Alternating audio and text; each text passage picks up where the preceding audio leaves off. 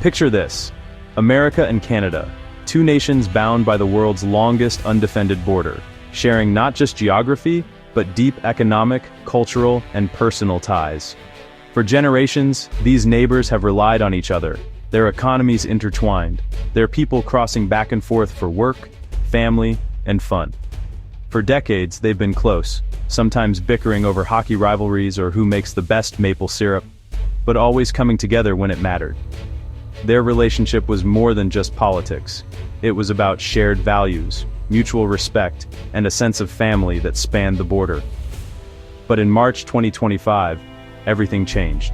The Trump administration shocked both countries by imposing a sweeping 25% tariff on Canadian and Mexican goods. This wasn't just a policy shift, it was a seismic event, upending decades of trust and economic partnership. Suddenly, businesses on both sides of the border faced uncertainty, and families who depended on cross-border trade worried about their futures. The USMCA, painstakingly negotiated to modernize NAFTA and ensure stability, now seemed irrelevant. Its promises swept aside overnight. Years of diplomatic effort and compromise were cast into doubt. Trump insisted the tariffs would protect American jobs and industries, rallying his supporters with talk of economic nationalism. But history tells us that trade wars rarely have clear winners. Instead, they often bring higher prices, lost jobs, and strained alliances. Meanwhile, in April, Canada made a bold move of its own, electing Mark Carney, a respected economist and former central banker, as Prime Minister. Carney's reputation for calm under pressure and financial expertise gave Canadians hope in uncertain times. Carney wasted no time. He called Trump's tariffs an American betrayal, vowing that Canada would never forget this moment. Across the country, protests erupted, and Canadians rallied behind their new leader, determined to defend their interests. The stage was set: Trump, the disruptor, versus Carney, the strategist. Two leaders with starkly different visions, now locked in a high-stakes standoff that would shape the future of North America. Carney refused to rush to the White House for talks, making it clear that any future partnership would be on Canada's terms, not America's. The usual back-channel diplomacy was replaced by tense silence and public posturing. The era of friendly, easygoing neighborly relations was over. The border, once a symbol of friendship, now bristled with tension and suspicion. A new, uncertain, and tense chapter had begun, one that would test the resilience of both nations and the true meaning of being neighbors. Carney wasted no time. Canada hit back with its own 25% tariffs on billions in U.S. goods. But Carney's response went further. He threatened to cancel a major U.S. fighter jet purchase and reconsidered buying U.S. government debt. These moves signaled Canada's reliance on the U.S. was a choice, not a necessity. Carney declared America's global economic leadership over, signaling a new era. He wasn't just playing defense. He was reorienting Canada's economy away from its southern neighbor. The message: Canada would no longer be the compliant junior partner. Trump's tariffs were meant to boost American industry, promising to bring jobs back home and protect American workers from foreign competition. The idea was simple: make imported goods more expensive so that American-made products would be more attractive and competitive. It was a bold move, one that tapped into decades of frustration over lost manufacturing jobs and shuttered factories.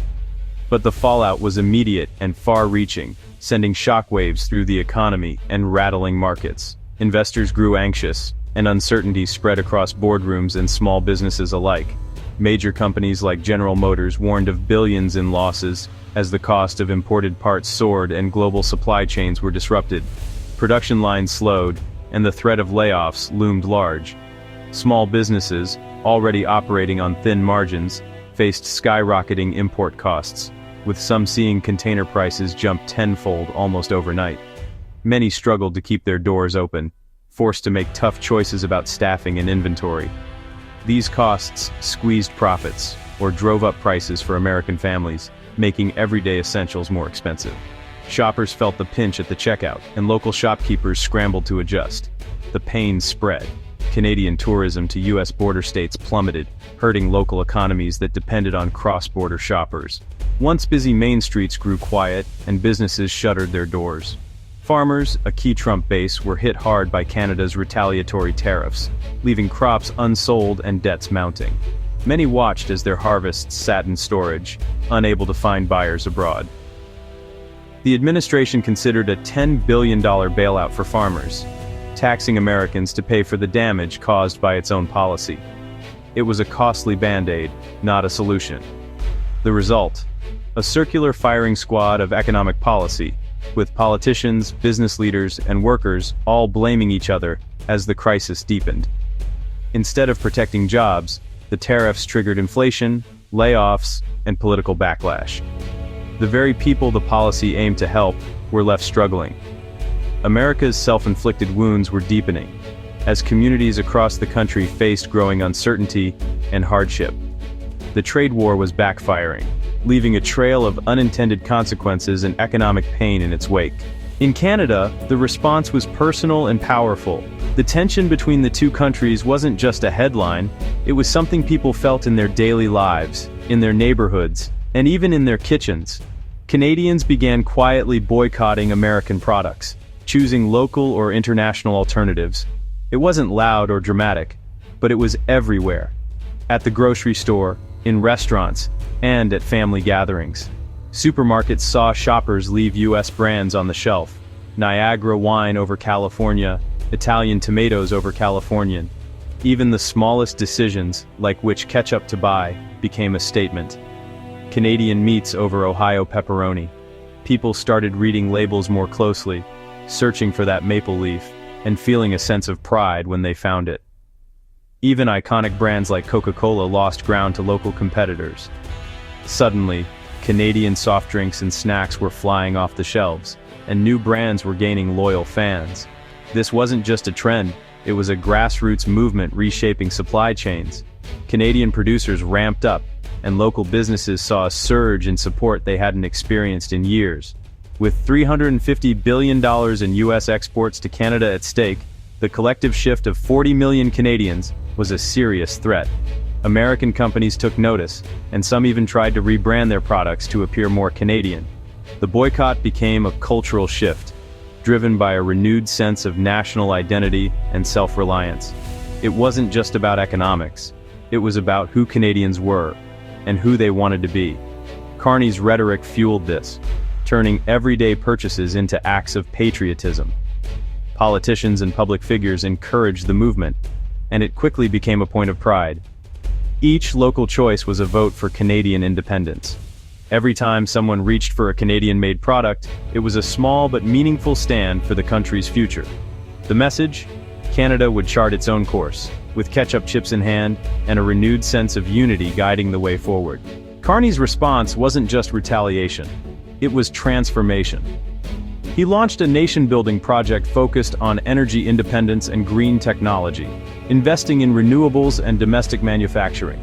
The goal: secure supply chains, high-skilled jobs, and economic resilience. Workforce retraining programs prepared Canadians for the industries of the future. Unlike America's protectionism, Carney's plan looked forward, not back. He framed this as a proactive strategy, turning crisis into opportunity. Canadians rallied around a vision of a stronger, more independent nation. Carney wasn't patching leaks, he was building a new ship. For decades, Canada's economy depended on the U.S. Carney set out to change that, launching a global campaign to diversify trade. He targeted Europe and the UK, leveraging his international connections to deepen economic ties. Reviving trade talks with post-Brexit Britain and strengthening EU agreements, Carney signaled Canada's future lay in global alliances. Diversification meant more than economics. It gave Canada political leverage and independence. Hosting the G7 in Alberta, Carney positioned Canada as a leader among middle powers. By seeking new partners, he built a coalition for free trade and resilience. When your biggest customer becomes your biggest problem, you find new customers. Canada's response to the trade war was marked by rare political unity. Trump's aggression united parties behind Carney, turning a potential crisis into a rallying point for national purpose. With opposition leaders ousted, Carney had a freer hand to act boldly. Even remaining critics supported a firm stance against U.S. tariffs. This unity sent a clear message to Washington. Canada would not be divided or bullied. The sense of shared resolve made economic sacrifices bearable. Trump's pressure had forged his most united adversary yet. As the dust settles, two strategies emerge. Trump's short-term force versus Carney's patient, long-term vision. Trump's tariffs brought chaos and backlash, isolating America. Carney played the long game, retaliating strategically, diversifying, and building resilience. The upcoming Carney-Trump meeting is high drama, but Carney isn't seeking a quick fix. His strength lies in steady, deliberate change. While Trump needs a win now, Carney can afford to wait. Carney's approach may win by outlasting the chaos. He's turning crisis into nation-building, forging a new consensus. In this race, slow and steady just might win.